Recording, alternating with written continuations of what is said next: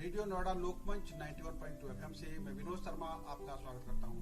हमारा साप्ताहिक कार्यक्रम खास मुलाकात। इस कार्यक्रम में हम ऐसे लोगों को आपके साथ जोड़ते हैं जो अपने प्रशासनिक और अपने किसी व्यावहारिक अनुभव के आधार पर आपके सामने अनसुने किस्से सामने रखते हैं। मैं आज अपने स्टूडियो में गौतम बुद्ध नगर में सीडीओ रहे माखनलाल गुप्ता जी को जोड़ रहा हूं। मैं अपने स्टूडियो में उनका स्वागत। नमस्कार सर। नमस्कार। आप सभी को मैं अभिवादन करूंगा और गुरु पूर्णिमा की बधाई दूंगा। गुरु शब्द जो है एक बहुत बड़ी गरिमा के साथ कहते हैं, गरिमा और लगमा, तो मैं गरिमा शब्द का प्रयोग करूंगा गुरु के लिए। उस स्तर तक तो नहीं पहुंच रहा हूं, खंड विकास अधिकारी रहा हूं। पहले वीडियो का नाम खंड विकास अधिकारी हुआ करता था, कहते थे ब्लॉक डेवलपमेंट ऑफिसर। सन 82 में हम लोगों ने जब कंपटीशन दिया, कमीशन से सेलेक्ट हुए, तो बड़े खुश होते थे कि हम वीडियो में सेलेक्ट हो गए। जब नौकरी ज्वाइन की तो धीरे धीरे ऐसे ऐसे अनुभव आते रहे और इसका एक नया नाम हमको पता लगा कि इसको ब्लॉक डेवलपमेंट ऑफिसर के साथ साथ बिलो डिग्निटी अफसर भी कहने लगे थे। एंजॉय किया उसको भी, अपने काम के साथ साथ इसको भी एंजॉय करते थे। फिर खंड विकास अधिकारी, फिर आप समझ सकते हैं कि अब मैं उसको नहीं कहूंगा विकास को, जस्ट अपोजिट विरोधाभासी कहते हैं विलोम जो होता है, उसको भी सुना। दूसरी जगह इसी दौरान हम लोग प्रयास करता है हर आदमी बाहर जाने का और उससे ऊपर जाने का हम प्रयास करते रहे। तो मैं निजी अनुभव अभी आपको केवल शेयर कर रहा हूं। पद से संबंधित प्रयास किया और सेवाओं में जाने के कई मौके आए। पुलिस में भी जाने का आया, डिप्टी एसपी का भी आया, ARTO का आया। तो हमने सोचा नहीं ये ही पद बहुत अच्छा है जिसमें अनुलोम विलोम दोनों चलता रहेगा। और यात्रा रही। चूंकि हमने B.Ed किया था और M.Ed किया तो मन में था कि कभी गुरु बन जाऊं। इसीलिए मैंने गुरु पूर्णिमा की बात कही है आपसे कि कहीं गुरु का मतलब गुरु नहीं, ये भी एक शब्द है गुरु। तो मन में था कि गुरु बनूंगा, कहीं ना कहीं पढ़ाऊंगा जरूर। अब वीडियो में ऐसे अवसर नहीं मिलते थे। खंड विकास अधिकारी या DDO हो करके कोई अवसर नहीं मिला। हाँ, यदा कदा हम लेक्चर देने के लिए जरूर चले जाते थे, सेशन लेने के लिए डेवलपमेंट। अनुभव ये रहा कि जब मन में कोई इच्छा हो कि मैंने B.Ed किया और M.Ed किया, मैं कहीं ना कहीं टीचर बनना चाहता हूँ, तो 2006 में एक ऐसा अवसर आया कि Lal Bahadur Shastri national academy of administration Mussoorie से एक ऑफर आया कि 2006 बैच का जो फेज 1 चल रहा है, उसके लिए आप क्या डेवलपमेंट पर कोई अपने अनुभव शेयर करना चाहेंगे एक सेशन के लिए, केवल 55 मिनट का। तो मैंने कहा चलो ये गुरु बनने का और एक अध्यापक बनने का एक अच्छा अवसर है, 55 मिनट का ही सही। चला गया 55 मिनट का। वहाँ अकेडमी में पहले लगता था कि अकेडमी में चूक IAS का भाई एक है कि इनके सामने, लेकिन एक अपना है ना कि मन में अगर विलिंगनेस है तो आपको फिर लगता है कि मैं फर्म हूँ और विश्वास से लवरेज भी हूँ, लबालब। 55 मिनट का सेशन हुआ। उसके बाद में क्या बताऊं कि वहाँ डायरेक्टर और जॉइंट डायरेक्टर ने फिर बुलाया कि would you like to come here. वहाँ एक परंपरा है कि जब आप सेशन डिलीवर करते हैं तो उसके पीछे 2 सीनियर IAS ऑफिसर एकेडमी के जरूर बैठेंगे कि कहीं कुछ गलत तो नहीं दिया जा रहा है। फेज 1 मतलब शुरुआत, नौकरी की शुरुआत करने वाली बात कर रहा हूँ। तो उन्होंने कहा कि would you like to come here. मैं साहब बिल्कुल आना चाहूंगा। तो कहने लगे कि अप्लाई कर दीजिएगा, जैसे एक सामान्य सा होता है। मैंने कहा अप्लाई नहीं कर पाऊंगा क्योंकि उत्तर प्रदेश में हूँ। जब तक वैकेंसी नहीं होगी तब तक मैं अप्लाई नहीं करूंगा, और अप्लाई करूंगा तो मेरे को ही क्यों भेजेंगे वो लोग। अपॉर्चुनिटी कि उन्होंने मेरे नाम को स्पेशली माना। बाकी उतार चढ़ाव के साथ में मैं एकेडमी चला गया और 5 साल जो मैंने वहां अध्यापन किया वो बहुत अच्छे अनुभव और एक कहता था कि अध्यापक की गरिमा के साथ में, वो ही गरिमा जो इस अध्यापक बनने से पहले थी वो नौकरी में कंटिन्यू की। चाहे उसको बिलो डिग्निटी अफसर बोला गया हो, चाहे उसको ब्लॉक डेवलपमेंट ऑफिसर बोला गया हो, चाहे खंड विकास अधिकारी बोला गया हो, चाहे आप और कोई भी नाम दिया गया। मैं एक बात जरूर पूछना चाहूंगा कि अपनी जीवन यात्रा के शुरुआती दिनों को आप याद कीजिए। बचपन में कोई दिन ऐसा भी आया होगा जब उसको आज भी आप याद करते हैं और उसको याद करके एक आनंद का अनुभव करते हैं कैसा दौर था, तो वो किस्सा हमारे श्रोताओं का शेयर जी बिल्कुल आप सही कह रहे हैं। मैं निवासी हूँ एटा का, जिला कहते हैं एटा, और जिसमें टकार आ जाए उसमें एटा इटावा, जैसे ही कभी कोई नाम लेते हैं ना कि कहाँ के रहने वाले, एटा के, तो उसके साथ वो एटा नहीं कहता है, कहता इटावा के भी, तो एटा इटावा। अब उसमें टकार आ गया तो भय की कहते हैं डर पैदा हो गया कि अच्छा फिर आगे भी पूछते हैं एटा में वो छबीराम गिरोह वाले, अगर पुराने आदमी हो तो वो छबीराम, तो हम कहते यार ये कहाँ यार, अब चलो फिर भी यार इसी को ही लेके चलना है। अब अनुभव क्या था कि अभी भी बहुत अच्छा लगता है, एंजॉय करता हूँ। जब मैंने एमएड किया, एमएसडब्ल्यू किया, तो सच तो ये था वो जैसा आपने विनोद जी कहा ना कि कोई ऐसा क्षण जिसको याद, एक क्षण नहीं, एक वो जब से होश संभाला और जब तक मैं पढ़ा हूं तब तक के लोग कहते हैं माखन, और वीडियो बनने के 5 साल 7 साल बाद भी मैं चप्पल पहनता था, जूते नहीं पहनता था। तो जब क्लासेस में जाता ना, institute of social science Agra से मैंने फिर एमएसडब्ल्यू किया, तो जब मैं चप्पलों में जाता था तो आज उस समय कोई नहीं कमेंट करता था, लेकिन बाद में सब करने लगे, माखन तूने जूते पहनने कब से शुरू कर दिए, पैंट की क्रीज जैसी मिलती थी वैसा पहन लिया, जो मिल गया 1 रुपए में खा लिया तो खा लिया। लेकिन एक अंतर मन में था कि मैं पढ़ूंगा, परिस्थितियां जैसी भी रहें, पारिवारिक परिस्थितियां जैसी रहें, तो इन परिस्थितियों से आदमी कभी रुकता नहीं है। और वही पूरी जो 25 साल 24 साल जो हमने एंजॉय किया, आज भी उसी को लेकर के ही मैं इस कहते ना अपने को आनंदित और आह्लादित हो जाता हूँ कि यार वो भी क्या दिन थे जब जनवरी और दिसंबर में हम चप्पल में अपने काट दिए। मोजे तो हमने देखे ही नहीं, मोजे किस तरह के होते हैं हम नहीं पहनते थे, मोजे जानते ही नहीं थे मोजे क्या होते हैं। जो गंज डंडवारा से पढ़ने के लिए आगरा आता था, एमएड करने के लिए अलीगढ़ आया, तो जैसा आप कह रहे हैं एक कोई क्षण ऐसा है ही नहीं। अब तो वो पूरे क्षण क्या मतलब सालों को भी हम क्षण मान के चल रहे हैं कि भाई हमने मोजे बिना पहने, बिना जूते के, कभी कहते ना उस समय चलता था एक पटाखा पजामा और एक लट्ठा का। अब पटाखा पजामा ही पहनना हमारी बहुत बड़ी बात होती थी कि पटाखा पजामा। होली दिवाली कपड़े बनते थे एक जोड़ी। और एक जरूर बहुत अच्छी जो हम लोगों की कैसे नींव पढ़ना नींव थी कि हमारे यहाँ एक परंपरा थी, जो काम करने वाले जो हमारे उस शहर में या कस्बे में रह रहे हैं, दर्जी हो तो चूंकि हम नाना के यहाँ रहते थे तो हम दर्जी को दर्जी नहीं कह सकते थे, हम कहते थे मामा या नाना। हमारे यहाँ अगर कोई काम वाले जो आते थे तो शौचालय का काम करने वाले, तो उनको भी हम मामी और मामा ही कहते थे।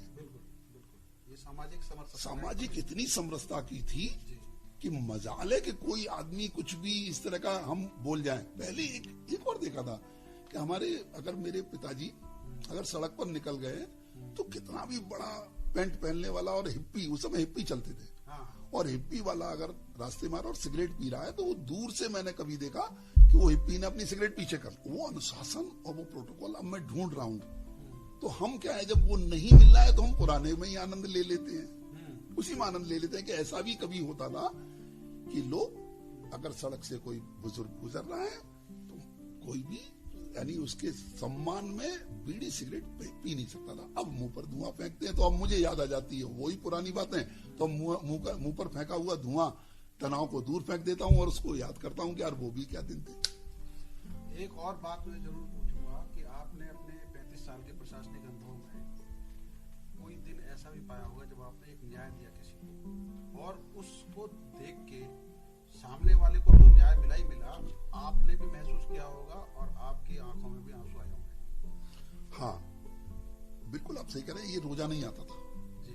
और एक परंपरा तो मैं कहूंगा कि ये आदत बना रखी थी कि सुबह चाहे मैं बीडीओ रहा हूँ, चाहे आवास अधिकारी रहा हूँ, चाहे मैं परियोजना निदेशक रहा, चाहे डीडीओ रहा, चाहे सीडीओ रहा, पहली सुबह 10 बजे जो पहला आदमी मिल गया और अगर उसकी समाज कल्याण से जुड़ी हुई समस्या हो, चाहे एग्रीकल्चर की हो, चाहे बीज मिला हो न मिला हो, या तो इसका कोई भी एक इशू लेकर के मेरे पास आया तो मैं शाम तक उसका समाधान, सरकारी मशीनरी से शाम तक समाधान कराना आसान नहीं होता है, लेकिन मेरे एक जिद पकड़ लेता था कि नहीं, आज जिला कृषि अधिकारी इसको बीज देना है तो देना है, शाम तक कहीं से अरेंज करके दीजिएगा। पेंशन देनी है तो देनी है। तो इस तरह की एक दिन में जब एक हम केस पकड़ते थे तो हो सकता है मेरी ऊर्जा उस तरफ जाती हो, लेकिन उस दिन का आनंद ये रोजाना का आनंद था। और ऐसे न जाने कितने आए कि एक मुझे याद है तहसील दिवस में कि बहुत शुरू की बात है, जब गाजियाबाद में तब मैं आवास अधिकारी हुआ करता था। तहसील दिवस में गए और मैं बाई नेम बात कर रहा हूँ, आलोक रंजन सर कलेक्टर थे, तो तहसील दिवस में बैठे हुए थे।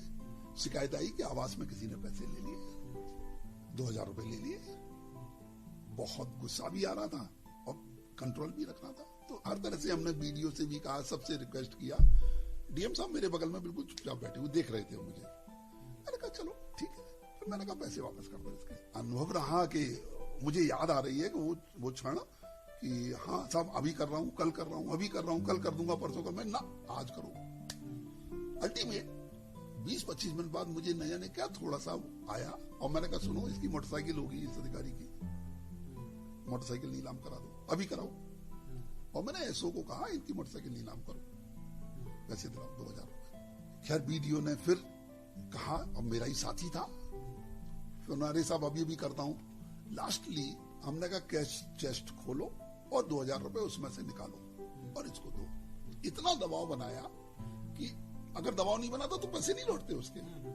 2000 रुपए जब उसके कैश चेस्ट से निकलवाए, दे दिए, सब दे दिया। हमने कोई प्रचार नहीं किया, सबके सामने दिए, बस उसको दिला दिए। थोड़ी देर बाद डीएम साहब से मैंने कहा अब इसका वीडियो का अगर ये है चूक शामिल होगा और नाम हमारा आपका सबका ही होगा कि जो पैसे सबको जाते हैं, ऊपर तक जाते हैं, परंपरा है ना, कह देते हैं साहब, कहने में क्या है कि साहब सबको जाते हैं ऊपर तक। तो डीएम साहब से मैंने कहा अब इसका कैश चेक करो और इसमें शॉर्ट निकलेगा तो इस वीडियो को यही कार्रवाई करूंगा मैं। हम लोगों ने कैश चेक कराया, 2000 रुपए शॉर्ट पाए, वहीं सारे लोगों पर कार्रवाई की। तो हमारा एक तरफ तो वो था उस व्यक्ति को जिसको 2000 रुपए वापस मिले, वो पूरा परिवार वहां था शिकायत करने में, इतना खुश हुआ। उसको जैसे कहते हैं बहुत बड़ा आनंद मिला। 2000 रुपए बहुत बड़ी बात हुआ करती थी। ये घटना है 91-92 की। और मुझे ये आनंद मिला कि मैंने कैश चेस्ट में से पैसे कैश के कैश दिला दिए उसको, और उसको दंड भी दिला दिया कि पैसे ऐसे दिए जाते और ऐसे निकलवाए जाते हैं। तो ऐसी तो रोजाना की घटनाएं थी। जैसे समाज कल्याण के कार्यक्रमों में आप सुनते ना, पेंशन नहीं मिलती तो कभी करता था कि अगर ये नहीं दे पा रहा ना तो भैया अभी तुम मेरे से पेंशन ले जा 1 महीने की, 2 महीने की, और उसके बाद में फिर जब तुझे मिल जाए रेगुलर तब फिर तू लौटा। अब आखिरी सवाल ये है कि इतने सालों में आपने मसूरी में भी पढ़ाया, अपना 35 साल का अनुभव भी रहा। आज के जो नए अधिकारी आ रहे हैं, चाहे आईएएस हैं, पीसीएस हैं, या अभी जो नए चाहे वो तहसील लेवल पर आ रहे हैं, उनको आप क्या कहना चाहेंगे प्रशासनिक व्यवस्था में सुधार के लिए ताकि आम आदमी को न्याय मिले? सवाल तो बहुत ऐसा पूछा है विनोद जी कि जिसका जवाब तो वो ही दे पाएंगे जी। लेकिन मैं तो अपेक्षा ही कर सकता हूं उनसे कि खुद सुधर जाओ, खुद अच्छे हो जाओ। जब एकेडमी से आप निकलते हैं, लाल बहादुर शास्त्री एकेडमी से आते हैं, और हम जब सुनते हैं कि साहब एकेडमी में आप लोग क्या पढ़ाते थे, तो बड़ा बहुत कष्ट होता है कि यार हम ऐसा तो नहीं पढ़ाते थे। हम तो वहां मर्यादाएं सिखाते थे, वैल्यूज सिखाते थे। किसी ऐसे भी हमारे यहाँ फैकल्टी नहीं आती थी जिस पर एक भी स्पॉट हो, क्वेश्चन मार्क। फिर आपने उसे सीख क्यों नहीं ली? वो कैसे सुधरेगा, ये प्रश्न तो टोटलिटी का है। हाँ, एक जरूर हमारा एक प्रयास था जिसकी शुरुआत की गई थी, सेवोत्तम। सेवोत्तम का है कि बेहतर सेवा आप कैसे दे सकते हैं। पहले इसको मैं दूसरे अपने सैद्धांतिक टर्म में इस्तेमाल करूंगा। पहले गवर्नमेंट सर्वेंट हुआ करता था, फिर उसकी टर्मिनोलॉजी बदली और उसको पब्लिक सर्वेंट कहने लगे। पहले कभी सिटीजन चार्टर नहीं होता था, अब सिटीजन चार्टर बनने लगे। अब तक याद है, और उसको सिनेरियो कैसे चेंज किया है वो ये है कि पहले ये थी, एक धारणा होती थी, you are government servant, you are only here to serve the government at the cost of people. बाद में अब ये बदलते बदलते सेवोत्तम से हम लोग ये लाए कि ये सिटीजन सेंट्रिक है, और you are public servant, first you serve the people through government, not serve the government through people. So अगर ये एक धारणा बन जाए इन सबकी कि we are public servant, we are here to serve the people through government, not serve the government through people. अगर ये धारणा बदल जाए तो मैं समझता हूं कि ये ही केवल मंत्र दे सकता हूं और इसके अलावा मेरे पास कोई मंत्र नहीं। एक सवाल नोएडा लोकमंच का। नोएडा लोकमंच की जो सामाजिक संस्था की जो भूमिका अब तक रही है उसके बारे में आप कुछ बताइए। हाँ, क्योंकि चूंकि भाई नौकरी में रहा हूँ तो एनजीओ की देखता था कि एनजीओ किस तरह से काम करते हैं और एक अवधारणा बन चुकी थी, नेगेटिव भी हो सकती है और पॉजिटिव भी हो सकती है। अक्सर एनजीओ के पीछे एक मैंने देखा कि एनजीओ क्यों बनता है, तो सुनता था कि यार एनजीओ में फला अधिकारी है, वो रिटायर हो गए और उनकी पत्नी ने एनजीओ बना लिया है। जैसे कभी पत्रकारिता में होता ना कि उन्होंने अखबार कैसे क्यों चलाया कि अपने और बिजनेस को एक आड़ देने के लिए। ऐसे ही एक एनजीओ का था कि यार एनजीओ क्यों गठन हुआ है कि इनकी पत्नी को वो था कि यार एनजीओ बन जाए। अब एनजीओ के पीछे क्या धारणा थी उसमें मैं ज्यादा गहराई में नहीं जा रहा हूँ। हाँ, लोकमंच में मैंने देखा कि इसमें ऐसा कुछ भी नहीं था। चूंकि मैं नोएडा में रहा हूँ, नोएडा नहीं गौतम बुद्ध नगर, मैं साफ फिर कह रहा हूँ, मैं गौतम बुद्ध नगर का सीडीओ हूँ, मैं नोएडा का सीडीओ नहीं हूँ। क्योंकि गौतम बुद्ध नगर में नोएडा, ग्रेटर नोएडा और यमुना आता है, नोएडा में गौतम बुद्ध नगर नहीं आता है। और इसी धारणा को लेकर के फिर मैं कहूंगा कि मैंने नोएडा की तरफ नहीं देखा था, शहर की तरफ, क्योंकि मैं सीडीओ हूँ, रूरल डेवलपमेंट का हूँ, तो मुझे नोएडा लोकमंच का बिल्कुल भी मान नहीं था। लेकिन जब यहाँ चूंकि मैं बासिंदा हो गया यहाँ का और फंस गया, इसे मैं कहूंगा नोएडा में फंस गया, मैं मेरे लायक नोएडा नहीं है ना, मैं नोएडा के लायक हूँ। मैं तो भाई 20 रुपए का समोसा नहीं खा सकता, फंस गया। अब मकान बना हुआ मिल गया, ले लिया हमने। तो उसमें मैंने देखा कि कुछ दिन बाद नोएडा लोकमंच की कुछ लोगों ने तारीफ की कि ये अच्छी सामाजिक संस्था है और यहाँ पर कोई अपना कोई निजी हित नहीं है। और इसके पीछे वो वाली जो मैंने अभी सोच बताई आपको, कोई इसके गठन के पीछे कोई ऐसा कुछ भी नहीं है, कोई हिडन ऑब्जेक्टिव नहीं है। और इसमें फिर आकर के देखा कि इसमें बहुत अच्छे लोग मिले और अच्छे लोगों में मैंने देखा कि एक तो बहुत बढ़िया कलाकार है ब्रह्म प्रकाश, देखा च्यवनप्राश पर फोटो मैं ढूंढता था, च्यवनप्राश के उस पर फोटो किसका है, अरे ये भी चलता है, ये भी चलता है। तो च्यवनप्राश तो बाद में पता लगा ये तो हमारे ब्रह्म प्रकाश जी का है, पता लगा बहुत बड़े कलाकार। विनोद जी जैसे पत्रकार जो कभी सुनता था पत्रकार हैं, और महेश सक्सेना का देखा जुनून तो है।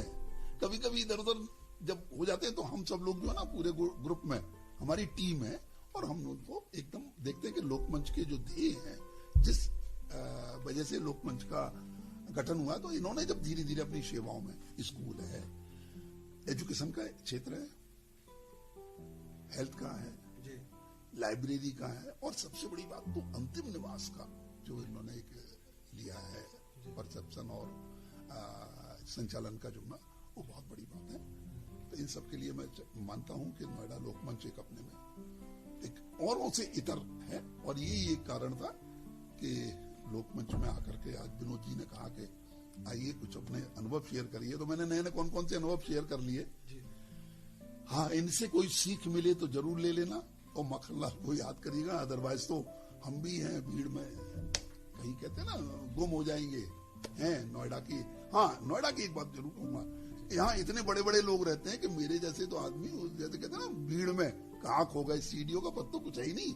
जब कोई मिलने जाता ना तो कहते हैं मैं चीफ सेक्रेटरी रहा हूँ, मैं वो रजिस्ट्री कराने आए कि विदेश मंत्री रजिस्ट्री कराने आए, तो तब लगता है कि यार मैं कहाँ फंस गया हूँ इस नोएडा में इतने बड़े लोगों के बीच में। लेकिन फिर भी नोएडा लोकमंच जैसा एक संस्था है, अच्छी है, बहुत अच्छी है, उनका ध्येय अच्छा है और बाकी सब लोग बहुत अच्छे हैं।